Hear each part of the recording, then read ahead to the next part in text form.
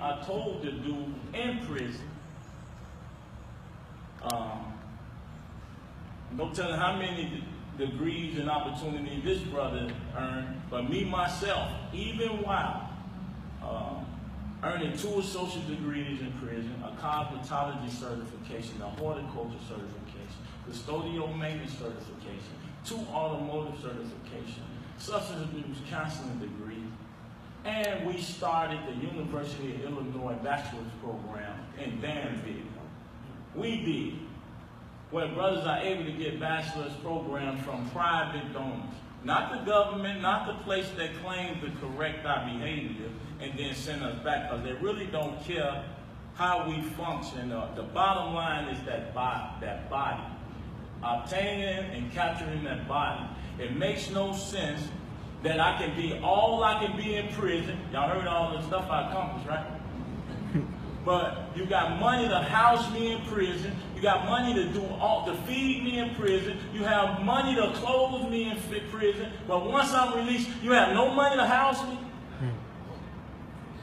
Where'd the money go all of a sudden?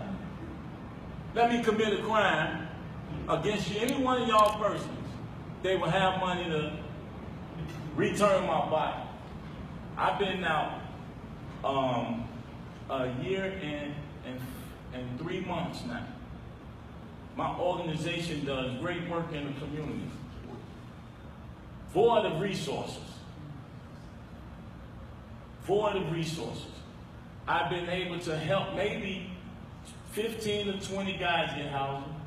My organization, void of resources, I've been able to, with hard work and ingenuity, place over 100 men in jobs.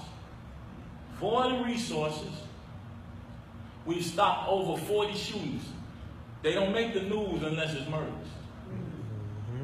They don't make the news unless it's murders.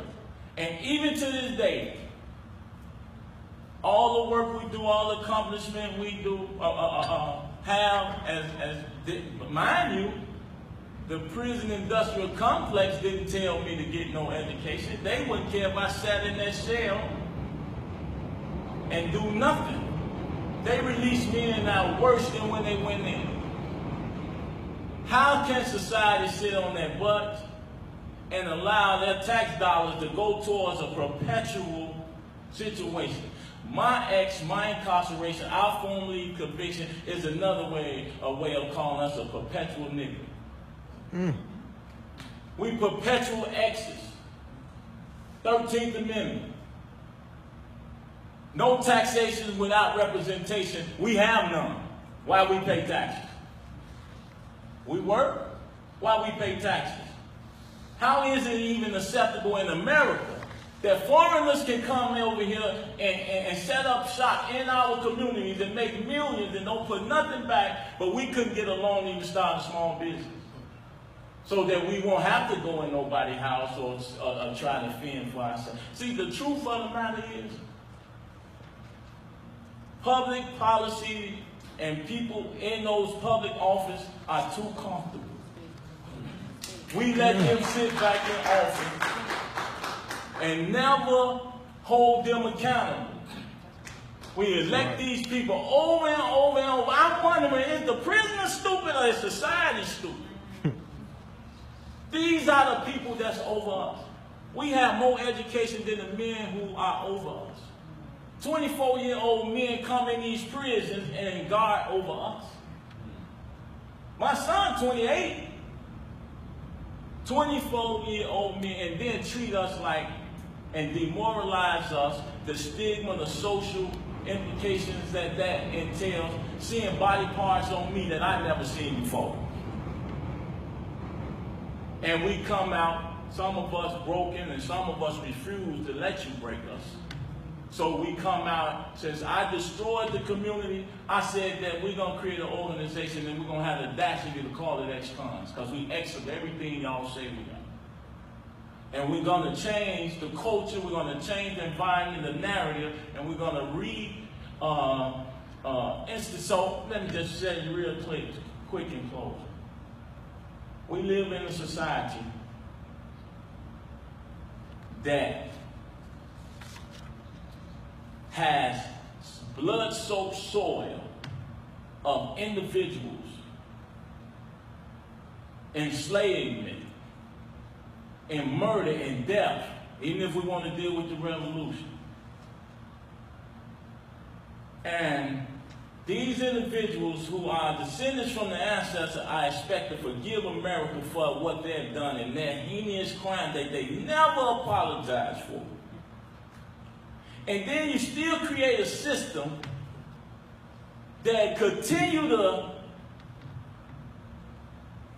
capture, demoralize, dehumanize men. Crime is wrong against any person, and those men deserve sentence. But then you set up a system that says, you got a jury on your peers, which I had 99 white people from Winnetka, Glencoe. I want to know what they know about what I'm going through in the hood. The parole agent asked me, whether I want to parole when I go home. I say, Kenilworth, Highland Park, Winnetka, Wilmette, Glencoe, Gold Coast, and matter of fact, I want a penthouse in the John Hancock building. You playing game. What you mean I'm playing game? I helped your system for $15 a month. I've earned that. So we can go on and on. This can't stop here. I have an organization that do good in the community that prevent my little brothers from coming to prison so that they don't have to experience. But when you're not the safer foundations and you're not politically tied, you don't have to worry about resources. I don't know how to write no grant, and I don't know how to beg for no money. And then we got multi-millionaire African Americans in our neighborhood that take wealth out the community because of black people and Latino people ignorance. Because I could set up shop in Highland Park or anywhere where no one would shop with me before they shop with their own kind. But we do that.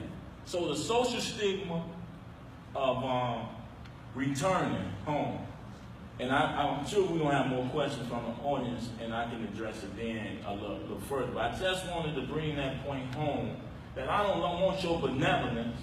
I want your unity. I don't want your benevolence and sympathy, because you can't even fathom the depths of doing 2 decades in a 9x12 city. And still come out with your senses and not just blow up every damn thing because it's been allowed in its face. You got people over us that claim that they are correctional officers. They claim that they are correctional individuals, that they are masters at creating change in individuals when they never ask us anything. That's right. We ain't at the table. We got more knowledge than them. I'm a master. I got triple master's degree with 20 years about my condition. I could best tell you how to serve time in a 9x12 space. While you got all that house that y'all complaining about. Y'all got a room for rent. Okay. Thank you.